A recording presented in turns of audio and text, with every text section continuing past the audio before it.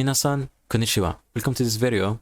In today's video, I'm going to talk about the Blender Compositor, how to use it, okay? And the most used nodes in the Blender Compositor. Okay, first thing first, we need to set up our compositor viewport. First thing first, hop into your Blender 3D viewport. Go here under the rendering tab or the render view. You can see this compositor. Make it always, set to always, okay? Or camera, whatever you want. And now you can see your compositor. And by default, you don't have this other screen or add other stuff. By default, you have like this. If you go to the corner here, you see this crosshair. Left click, hold left click and drag, and you'll have another viewport. Click here and use the compositor.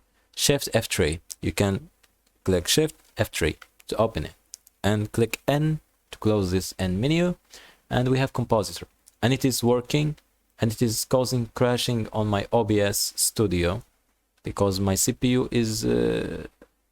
is not fast, so slow. That's why. Anyways, I will talk about some of the effects that I've used here. One of them is the vignette, you can see it. And one of them that you can't see that much in YouTube is the light masking and bloom, of course. And we have some color correction. We have some lens distortion and some saturation. And that's it. That's all that we have here.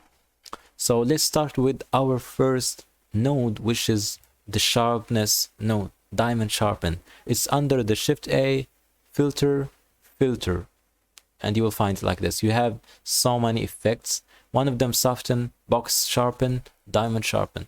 These two, they have similarities, but they are so like different. The box sharpen is like box blur, and it is so fast, but the diamond sharpen is so slow. You know, you get it? Anyways, and you have this factor value. You can play with the strength. It's so strong or less stronger. Yeah, that's it. And we have the color balance node. It affects the colors of our scene. The left is the shadow areas, the gamma is the midtones, and the gain is the highlights. I put some color here, some blue color in the shadow areas. You can see over here. I will just do this so we can just focus on it. You can see. Just close this and make sure it's recording. It's recording. You can see, you can play with the color as you want to. I'm making it slight blue. And for the midtones or gamma, you can play with the color as well. And you have this luminance slider to play with the luminance of these colors. Okay. And the gain is the same thing. You can play with this color of these bright areas. You can make it any color that you want to, and it's so cool. And you have the factor is the strength. Yeah, the same thing. The next node is the hue saturation node. As you can see over here, this is before, and this is after. You can see this red color over here with the red light. I have a red light. I will talk about the lighting in the next episode, so make sure to subscribe and enable the bell icon so you get notified with the next videos. Okay, I've played just with the saturation and the value. The saturation, so to increase the saturation of these colors, the value is to increase the luminance or the brightness of the colors, their souls. Okay. And the factor is the same thing, is the strength of overall effect. The next node is the distortion node, lens distortion node. So simple, just add it and play with the dispersion to add the color shifts. That's it. And just enable this fit icon here or the fit option. You can see what it does over here. This is before, this is after. It leaves the object in the same place with just small amount of distortion, not that much. But without it, without this option, you will see your object goes around. You can see it here. We need to render out this thing, but yeah, no. Anyways, the next thing is the masking tools. I told you there is a light mask. I can open it. Yeah, we have a light mask over here. Goes from here to here. I will go to the paint and show you. This is the image, and the mask goes from here to here. Okay, I'm not good at drawing, but this is it. And the ellipse mask by default, it has white and black colors.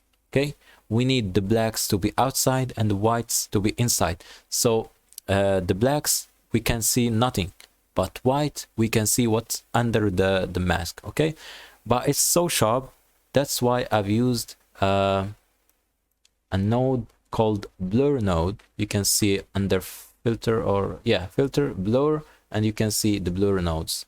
Okay, I set it to Gaussian blur, or you can use the fast Gaussian blur. They are the same, but it's so fast. Okay, but this one is accurate. And I'm enabling the bokeh effect, but you can't. You can just disable it. And this is the values to affect the blur node. Okay, or to control the blur node, of course. Just to explain to you guys quickly the ellipse mask or the masking tools inside of Blender. Okay, let's first use this thing. Okay, just to focus on this one. Let's say that we have this kind of object, okay, and we want to mask the lights and to add a vignette. In here, just search for the mask. Okay, Shift A, mask. We have the ellipse mask. Okay, add it. And in here, let's render that. Okay, it's rendered. Okay, anyways, and let's use a blur node under the filter blur. We have blur node. Plug this to the image, and we need a hue saturation value node, and put this into the value. And you can see the circle. Okay, to make it bigger, play with the width. Okay, you can play with the width, make it so big, and the height, of course. And we need to rotate it with the rotation tool. You can see it's rotating. Okay, something like this. Okay, and move it with the Y. Move it like this. Oh my god, it goes. Hold shift to move it precisely, and move it on the x-axis like this. With the blur node, play with these values, maybe 200 here, as you can see, or even 400, something like this. As you can see, it's affecting.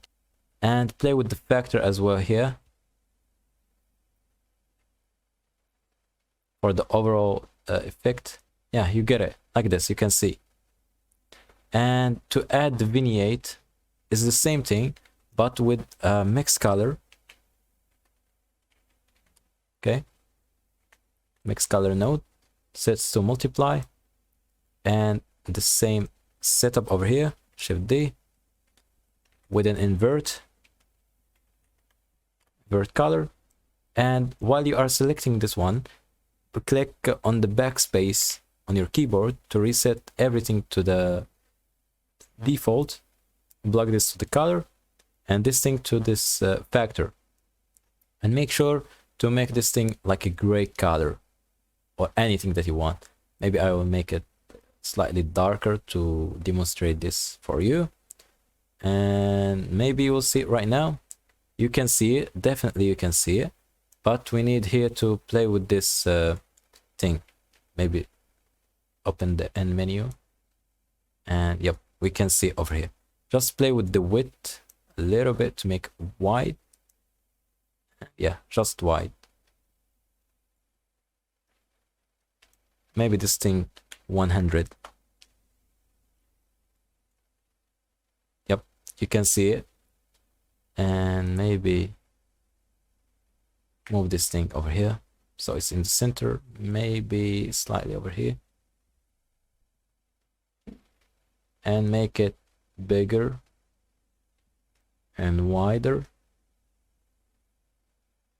Yep, bigger, wider, and just play with the placement of this thing, like to put it in the center. And yeah, you get this vignette effect. And that's it with these ellipse masks. You can see them here. And the last node is the glare node to add some glow. As you can see, this is the last node and making the render so cool.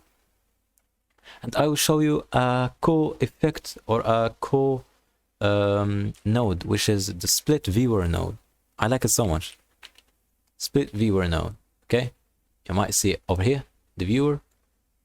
Just plug the composite node with the original node, and this is it. You can see it. You can see it. Oh my god, you can see it right now. You can see this before and after. You can just play with the slider and you can see the effect before and after. So cool. You can make it on the Y or on the X, anything, and you can animate it. You can just press I and keyframe like this, and let's go to the timeline, go over here and press just make it like this maybe, and press I again. And now when we play, just turn off this thing. When we play, you can see it's moving. Yeah, and this is it. And these are the most used nodes. And you can save this as a starter file under file and defaults, save starter file, and you're done. Basically, that's it. And thank you guys for watching. And I know because Blender is crashing and making this stuff, that's why this video is not good enough for the channel. And yeah, thank you so much and see you again, and mata ashta.